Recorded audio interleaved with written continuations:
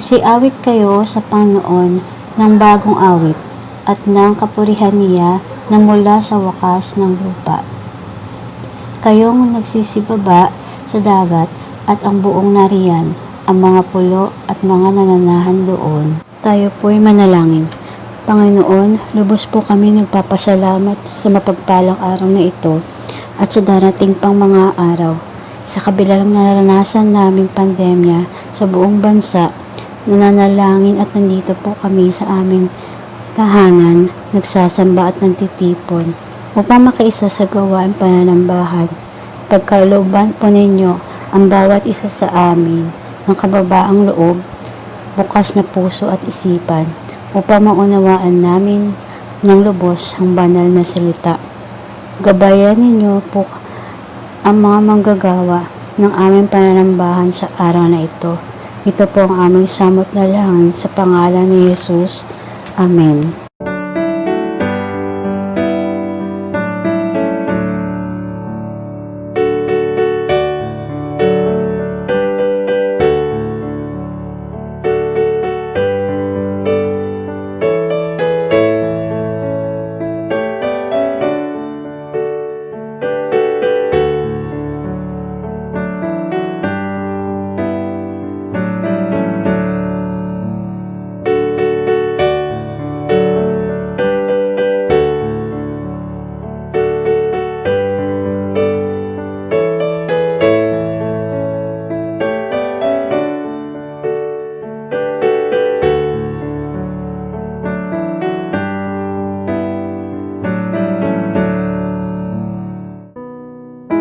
Tapat ang Diyos, banayad sa pagkagalit.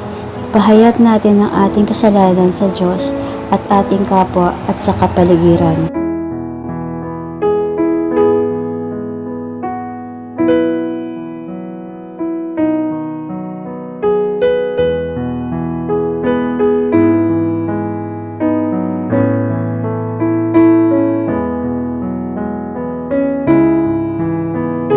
Nais mo sa aki isang pusong tapat, puspusin mo ako ng dunong mong wagas.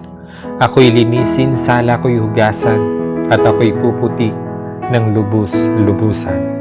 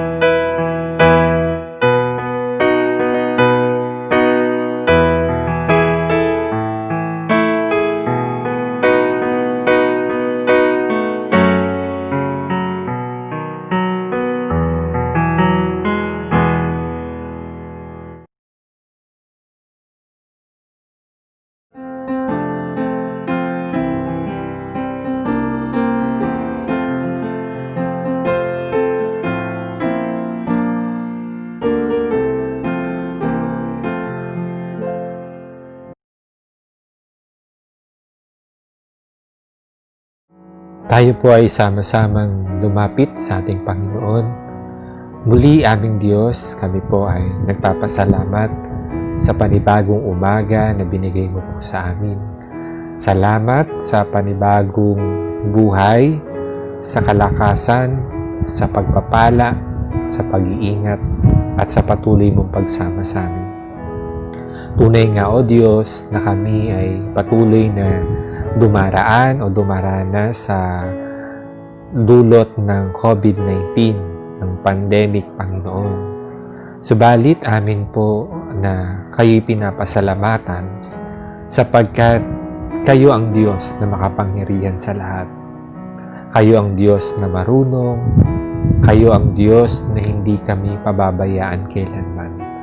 Maaring dumaranas kami, Panginoon, dulot ng COVID-19, maaaring sa amin pong kabuhayan, sa aming kalusugan, Panginoon.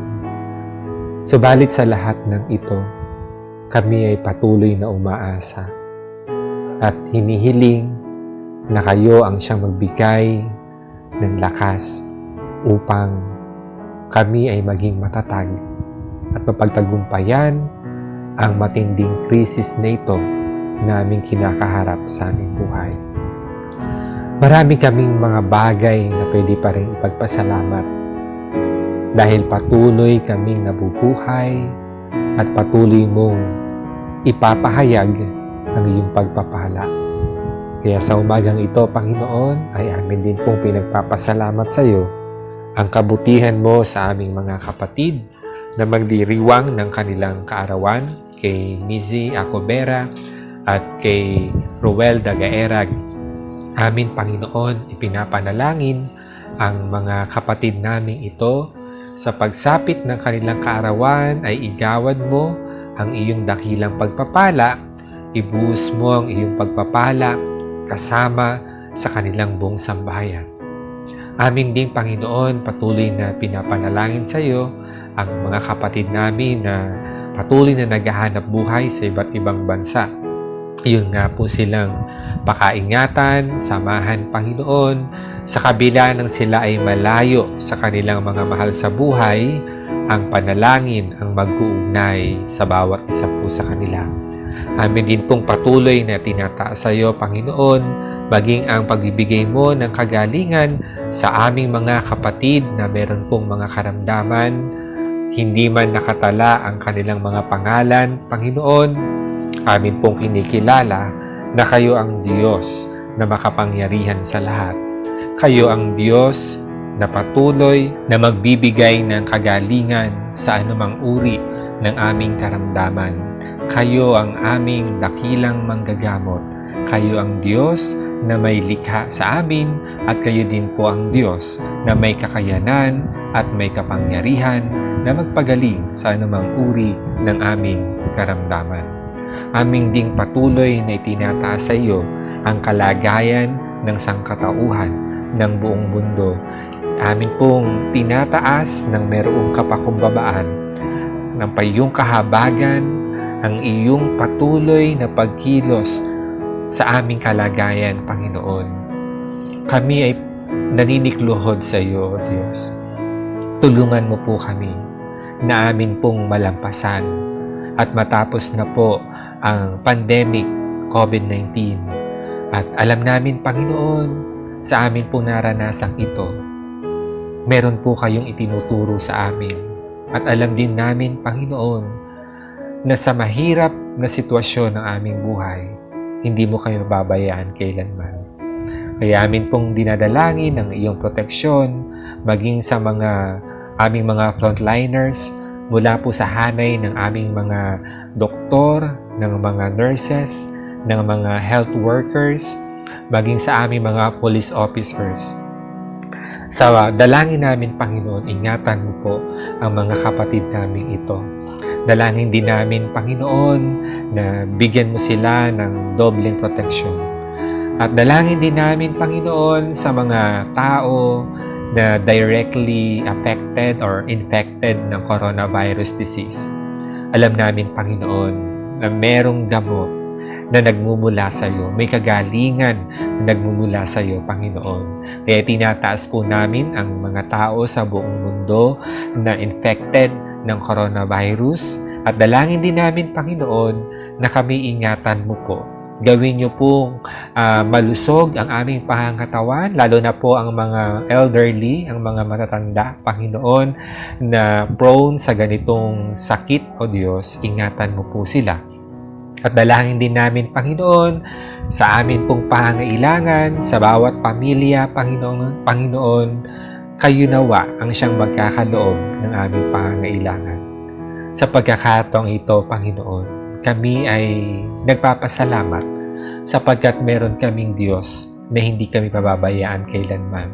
Kaya tinataas po namin sa iyo, sa amin pong mga personal na kahilingan, mga panalangin, Panginoon, ay kayo nawa ang siyang magbigay ng katugunan. Kayo nawa, Panginoon, ang patuloy na magpakahayag. Kayo ang magbigay ng kapayapaan. Kayo po ang magbigay ng kalakasan sa gitna ng mga suliranin at pagsubok sa aming buhay. Salamat, O Diyos. Ito ang aming panalangin sa matamis na pangalan ni Jesus na aming Panginoon at tagapagligtas. Amen.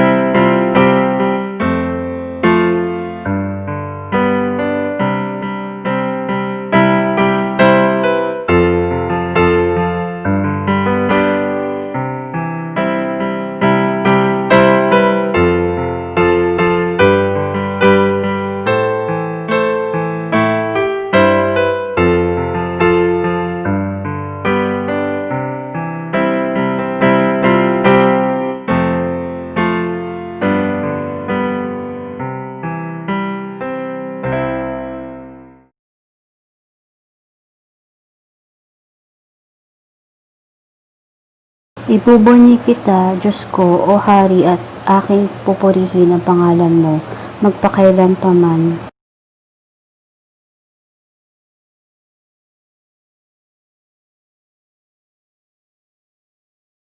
Dakila ang Panginoon at marapat na purihin, at ang kanyang kadakilaan ay hindi masayod.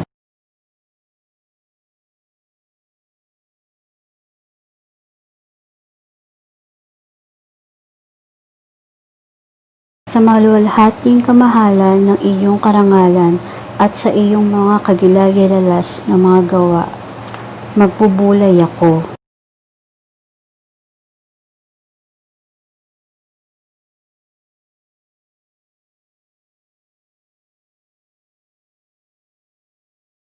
Kanilang sasambitin ang alaala sa iyong dakilang kabutihan at aawitin nila ang iyong katuwiran.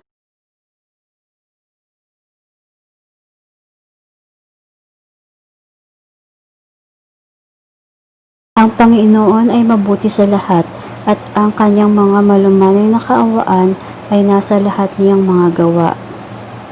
Tayo pong lahat mong mga gawa ay nagpapasalamat sa iyo, O Panginoon, at purihin ka ng iyong mga banal.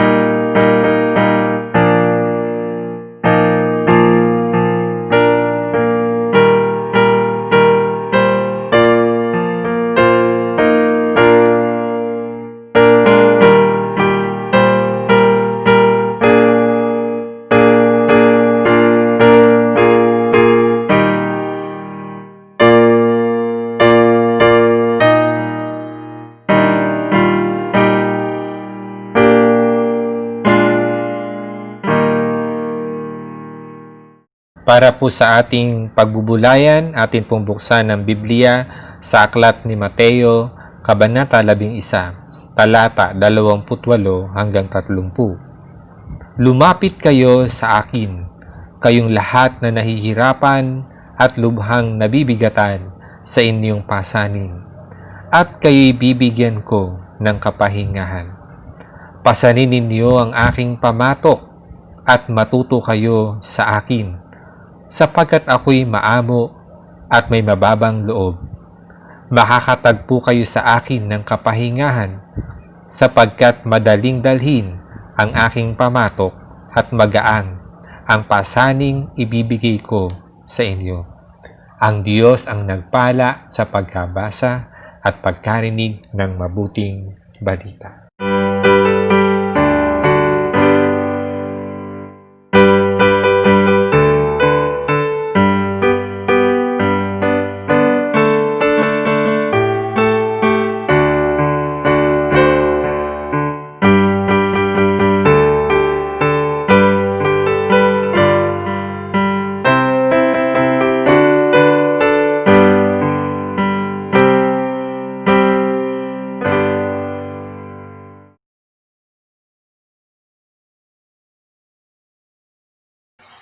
Isang mapagpalang umaga sa ating lahat mga kapatid. Kamusta po tayo muli sa ating mga kani-kanilang mga tahanan? Kamusta ang mga araw na lumipas at dumaan sa ating buhay? Tayo po muna ay manalangin. Aming Diyos, kami po ay gabayan mo at tulungan sa pagbubulay ng iyong banal na salita. Bigyan mo kami ng karunungan upang ito'y aming maunawaan. Sa pangalan ni Jesus. Amen. Nais ko po kayong hilingin na gawin ng simpleng inhale at exhale.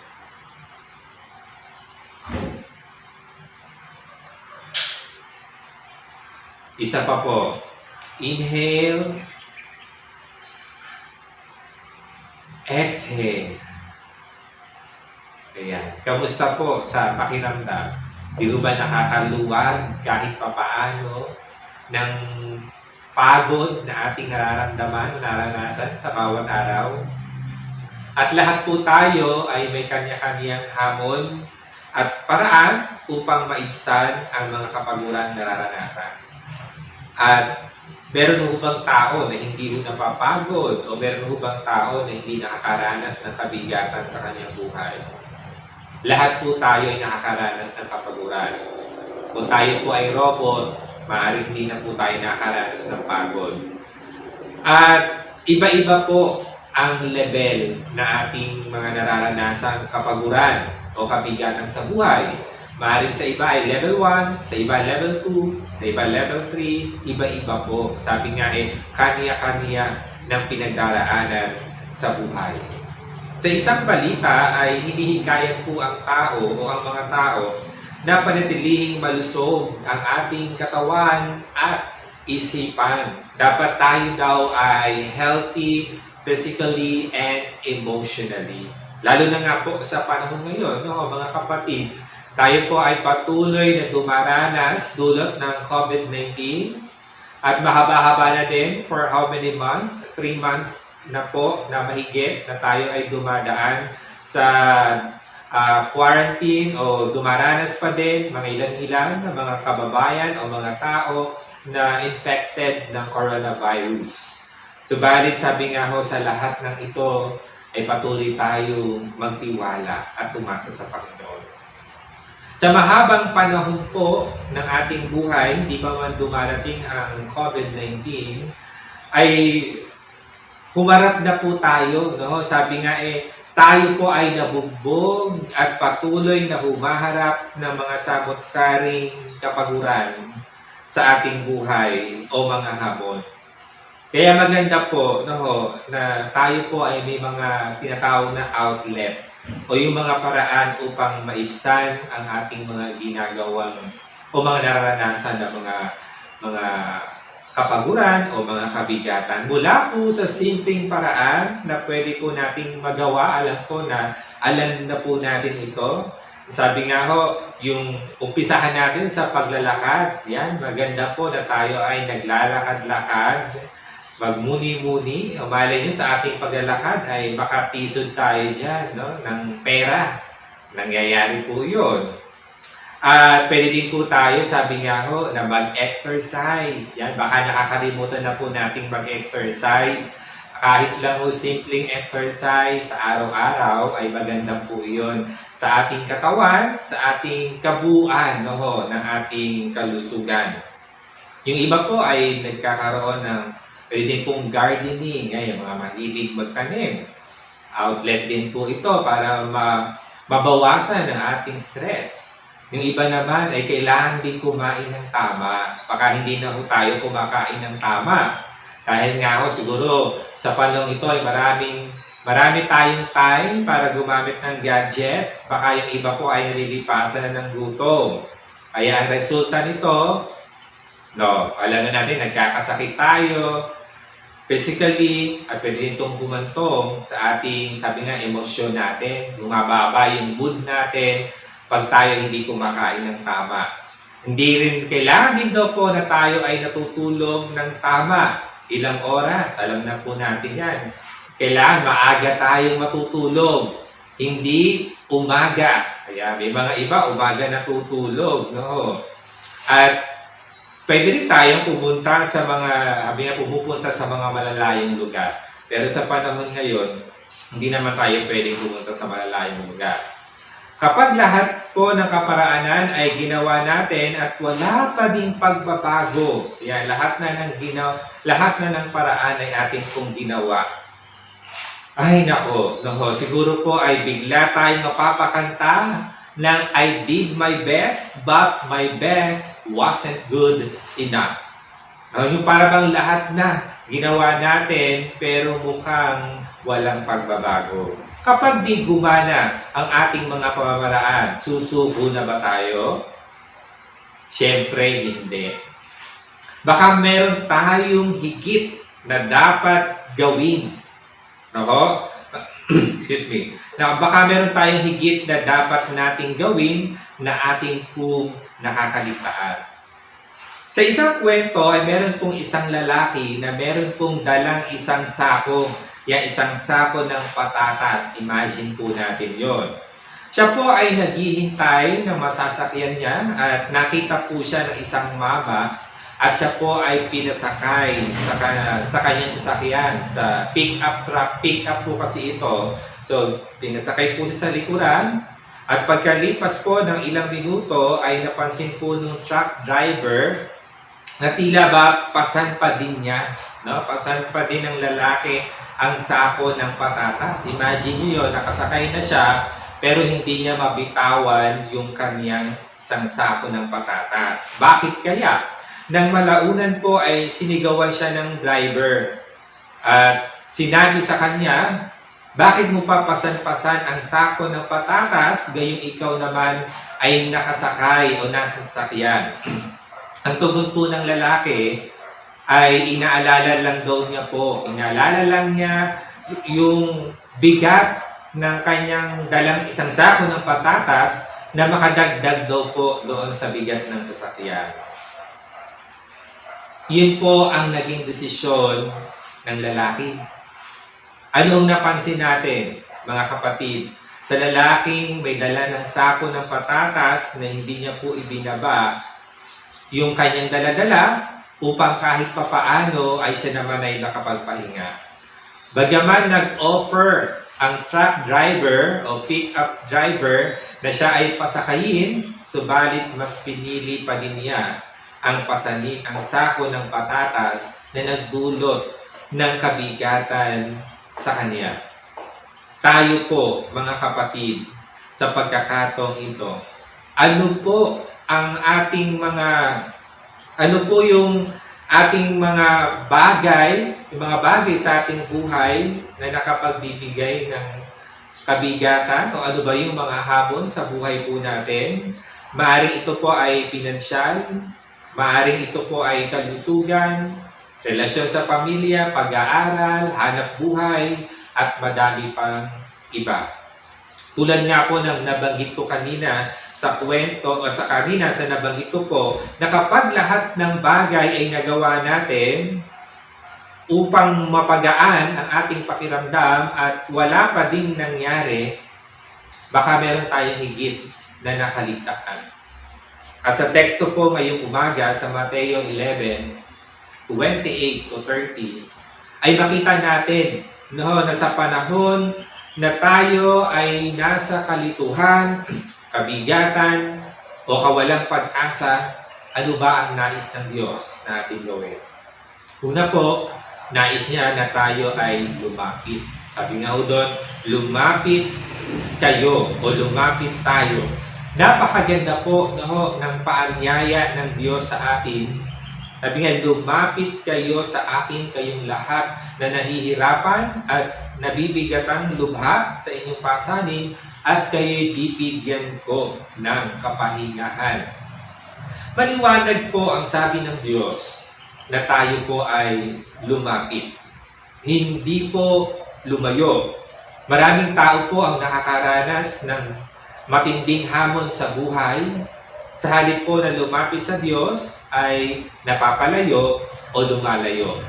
Maaaring hindi po aware ang isang tao tigil ng problema na siya po ay napapalayo na sa Diyos.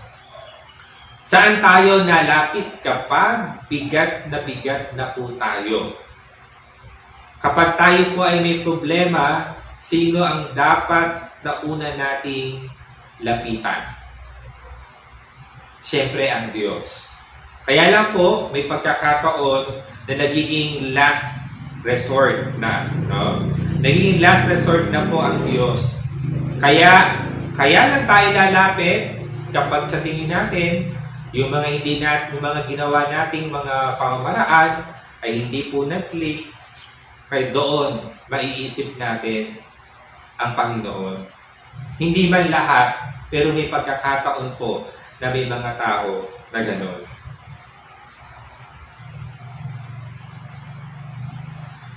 May mga paraan, no, na kapag may mga paraan ang tao para maibsan ang problema. Pero ang tanong po, ito po ba ang tunay na kapagdulot ng kapahingahan? Meron po tayo mga kanya-kanyang paraan.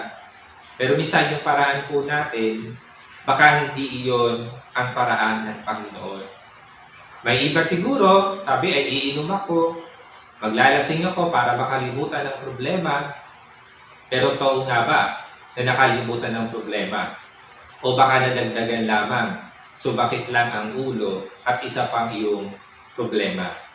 Sa panahon ngayon, ang best solution kapag tayo ay dumadaan sa kabigatan ay lumapit ng buong puso sa Diyos. Nothing more, nothing less. Ang paglapit sa Panginoon ang solusyon. Ano man po ang sitwasyon natin sa panahon ito, sabi nga, leave it to God. At damhin natin ang kapahingahan na nagmumula sa Kanya. Hayaan po natin kumilos o gumawa ang Diyos sa ating sitwasyon. Always depend on God's wisdom in times of difficulties. Sabi nga po sa James 1:5, if any one of you lacks wisdom, he should ask God who gives generously. Nais po ng Diyos na tayo ay lumapit sa Kanya sapagkat kailanman ay hindi niya tayo itataboy. Pangalawa ay pasanin ang pamatok. Ano pong ibig sabihin na pasanin ang pamatok o yung yoke? Nakakita na ho ba kayo ng pamatok? Ito po ay nilalagay sa likuran, sa bandang leeg ng isang hayop. Yan, dalawang hayop po sila, na kung saan sila po yung humahatak ng mga bagay na nakalagay sa kanilang mga hinihila po nila. So kung para ma-picture out natin yung itsura ng yoke o pamatok, pwede natin i-search sa Google. Ano ba ang itsura nun? Sabi nga ho, ang yoke daw po is a wooden beam normally used between a pair of oxen or other animal to enable them to pull together on a load when working in pairs. So, yun po yun. Meron din pong mga pamatok na pang single lang sa isang hayop. Pero may mga pamatok po o yoke na dalawang hayop po yung magkatuwang na nakalagay po yun. Sa mga hayop po, ang dulot ng pamatok ay kabigatan. Siyempre, ramdam po nila yung bigat o yung paghila po nila. No? Ano man po yung hinihila nila, talagang sobrang hirap po yun. Bagamat sila po ay mga hayop, ay meron din naman po silang pakiramdam. Ginamit po ni Jesus na paglalarawan ang pamatok na ating papasanin. Ang pamatok na ito ay hindi tulad ng bigat na nakaatang sa balikat ng mga hayop. Nang tayo po ay tumanggap kay Kristo, hindi po natatapos doon ang lahat. Meron tayong dapat gawin bilang Kanyang tagasunod. Ang sumunod sa Kanya upang maglingkod at matuto. Ang ating paglapit sa Panginoon ay naglalayon na tayo ay Kaniyang maturuan at matulungan. Hindi po tayo nag-iisa sa mga hamon sa buhay. Yung katotohanan, no, mga kapatid, mabigat ang buhay kapag wala tayo sa Diyos. Mabigat ang buhay kapag malayo tayo sa Panginoon. Kung tayo ay nagkukulang o lalayo sa Kanya, ay mararamdaman po natin ang kabigatan. Hindi po tayo magiging masaya sa ating buhay. Kung tayo po ay nabubuhay sa mundo ng walang ganap na pagkakilala at ugnayan o pagsunod sa Diyos, no? Para tayong hayop nga, naramdam natin yung bigat sa ating mga balikat. Ang nais ng Diyos ay alalayan, tulungan, at turuan tayo sa buhay sa mundo ito. Nangyayari lamang ito kung handa tayong magpagamit o magpahawak sa Panginoon. Mga kapatid, ano-ano ang mga pamatok ng mundo na nakaatang sa ating mga balikat na minsan o may pagkakataon nakapagdulot ng kabigatan. Ito kaya ang nais ng Diyos na ating pasanin o baka tayo lamang ang may nais nito kaya tayo nakakaramdam ng kabigatan. Baka na ibibigay natin ang sobra-sobra nating panahon sa mga bagay-bagay subalit nagkukulang naman tayo sa Diyos. Kaya minsan, parang hindi natin maranasan ang kapayapaan at kagalakan sa ating buhay. Hindi pa huli ang lahat, mga kapatid. habang nabubuhay ay may pagkakataon tayo na sumunod sa nais ng Diyos. Pasanin ang kanyang pamatok na magdudulot ng kapahingahan at pagkatuto. Masarap po ang sumunod sa Diyos. Ang paglilingkod at pagsunod sa Diyos ay magdudulot ng kagaangan sa ating buhay. Basta lamang nasa tamang kalagayan ang ating mga puso. At bilang hamon sa atin mga kapatid, anuman ang mga kabigatan, kapaguran o mga paghihirap na ating nararanasan sa mundong ito, pinakamainam po na ating gawin ay lumapit sa Diyos at pasanin ang kanyang pamatok. Sa ngalan ng Ama, ng Anak, at ng Espiritu Santo. Amen.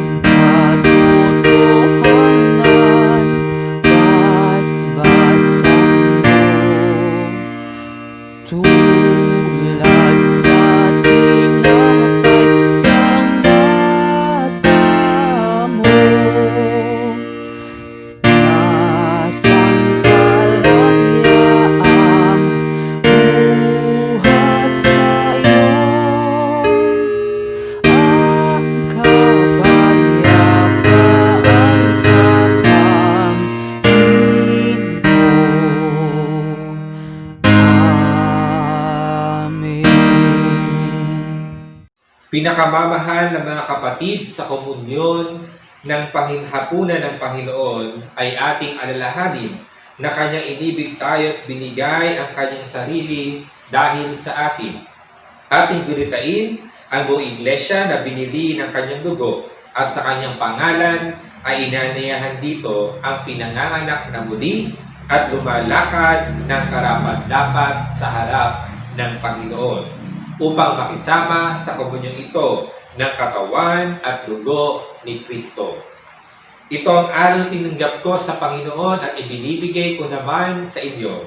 Ang Panginoong Jesus, nang gabing siya ipagkanulo, ay dumampot ng tinapay, nagpasalamat at pinagpira-piraso ito at sinabi, "Ito ang aking katawan na inihahandog para sa inyo. Gawin niyo ito bilang pag-alaala sa akin."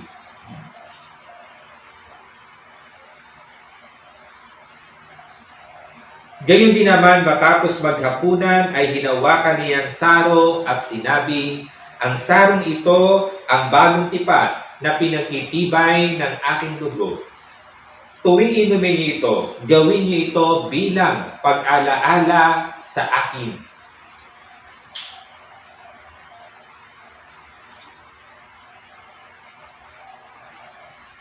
Sapagkat tuwing kakain kayo nitong tinapay at iinom sa sarong ito, ay pinapahayag ninyo ang kamatayan ng Panginoon hanggang sa muli niyang pagparito.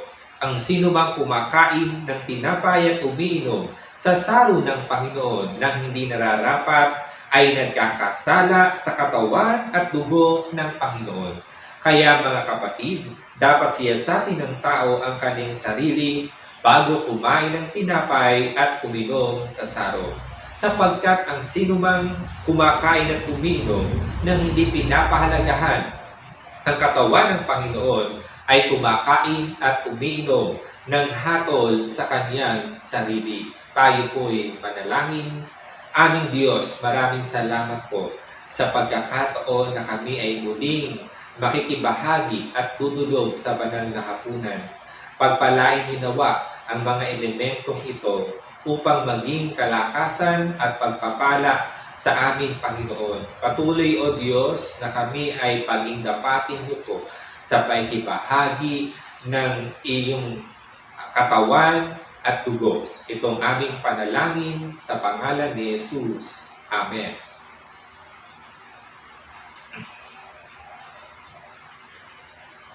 Ating pong itaas ang simbolo ng katawan ng ating Panginoon at sabay-sabay po natin tanggapin ang sabi sa kanyang salita. Kaya't huwag tayong magsawa sa paggawa ng mabuti.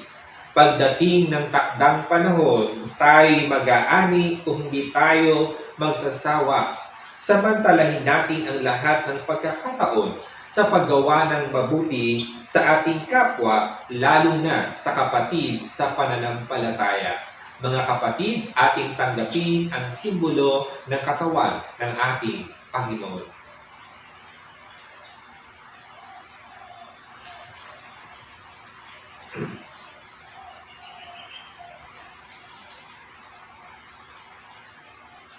Ating itaas ang simbolo ng dugo ng ating Kristo. Ang sabi sa kanyang salita, dahil sa ating pakipag-isa kay Kristo Jesus, tayo'y muling binuhay na kasama niya at pinaupong kasama niya sa kalangitan. Ginawa niya ito upang sa darating na mga panahon ay maipakita niya ang di masukat na kasaganaan ng kanyang kagandahang loob sa atin sa pamamagitan ni Kristo Jesus. Ating sabay-sabay na tanggapin ang simbolo ng dugo ng ating Panginoon Jesus.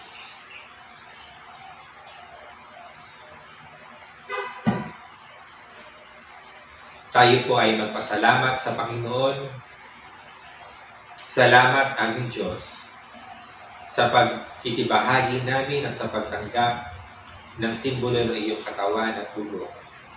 Salamat, Panginoon, sapagkat minsan pa ay patuloy mong ipinapadama sa amin ng iyong pagmamahal. Nawa, Panginoon, kami ay patuloy na maging karapat-dapat at patuloy, Panginoon, na amin pong pasanin ang pamatok na iniaatang mo po sa aming mga balita. Salamat, O Diyos, sa mga elementong ito, naway patuloy po itong magpatibay at magpalakas ng aming pananampalataya. Sa pangalan ni Jesus. Amen. Tawag sa pagkakaloob. Dalhin ninyo ng buong buo ang inyong mga ikasampung bahagi sa tahanan ng Diyos upang matugunan ang mga pangangailangan sa aking tahanan. Subukin ninyo ako sa bagay na ito kung hindi ko bubuksan ang durungawan ng langit at ibubuhos sa inyo ang masaganang pagpapala.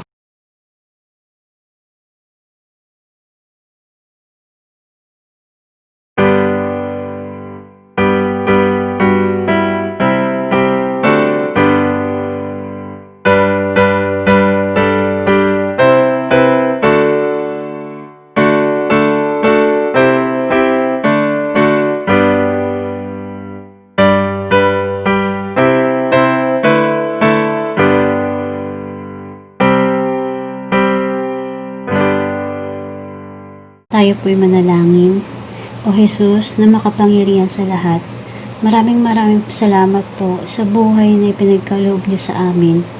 Maraming salamat po sa pagpapatuloy ng pagpapala na ibinigay mo sa amin sa kalakasan ng pangangatawan, espiritual at pag-iisip. Narito po ang aming munting handog na ibinabalik namin ang aming bahagi ng pagpapala, biyaya. Alam po namin ito'y maliit, ngunit magagamit sa pagpapatuloy ng pagpapalaganap sa kaharian ninyo. Salamat po sa mga kapatira, samahan, nagbabahagi ng mga kaloob, mga panalangin sa bawat isa. Ito po ang aming pasasalamat sa pangalan ni Jesus. Amen. Kapahayagan ng pananampalataya ng UCCP. Lahat, sumasampalataya kami na ang Diyos ay kumikilos upang gawing isang bagong nilalang kay Kristo ang bawat tao at buong daigdig na maging kanyang kaharian, kung saan ang pag-ibig, katarungan at kapayapaan ay naghahari Ang kaharian ng Diyos ay naroroon kung saan ang pananampalataya kay Kristo Jesus ay ibinabahagi. Ang pagpapagaling ay binibigay sa mga may sakit, ang pagkain ay binibigay sa nagugutom, at ang liwanag ay binibigay sa mga bulag, at ang kalayaan ay ibinibigay sa mga bilanggo at inaapi.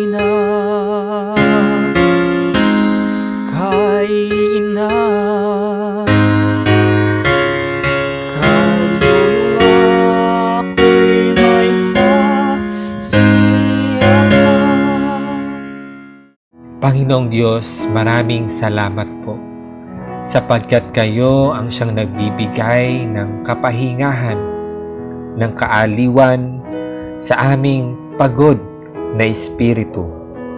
Hindi lamang sa aming katawang pisikal, kundi sa kabuuan ng aming pagkatao, kami binibigyan niyo po ng kapahingahan. Salamat, Panginoon, sapagkat meron kaming Diyos na nakakaunawa, nakatatalos, nakararamdam ng kalagayan ng aming buhay, ng aming puso. Kaya Panginoon, patuloy naming panalangin na kami po ay inyong samahan. Kami po, Panginoon, ay alalayan sa anumang pong mga kabigatan, kalituhan, kagulumihanan, o sa anumang pinakamatinding pagsubok sa aming buhay. kami, Panginoon, ay nagpapakumbaba sa iyo. Bigyan mo kami, Panginoon, ng kapangyarihan na nagmumula sa iyo. Gawin niyo po kaming matibay sa bawat sitwasyon, sa bawat panahon at hamon sa aming buhay. Amin po, Panginoon, pinangahawakan ang iyong kapangyarihan at ang iyong pagpapala sa amin sa bawat araw. Kaya sa pagkakataong ito, muli kami po ay nagtitiwala sa iyo at pinagkakatiwala namin, Panginoon, ang mga panibagong mga araw na aming haharapin. Kami, Panginoon, ay samahan niyo po. Gawin niyo po kaming matibay. At amin pong inaangkin ang iyong dakilang pagpapala, ang iyong pagsama at ang iyong pangunguna sa aming buhay mula ngayon at magpakailanpaman. Pagpalain ka nawa at ingatan ni Yahweh, kahabagan ka nawa at subaybayan, lingapin ka nawa at bigyan ng kapayapaan ni Yahweh. Amen.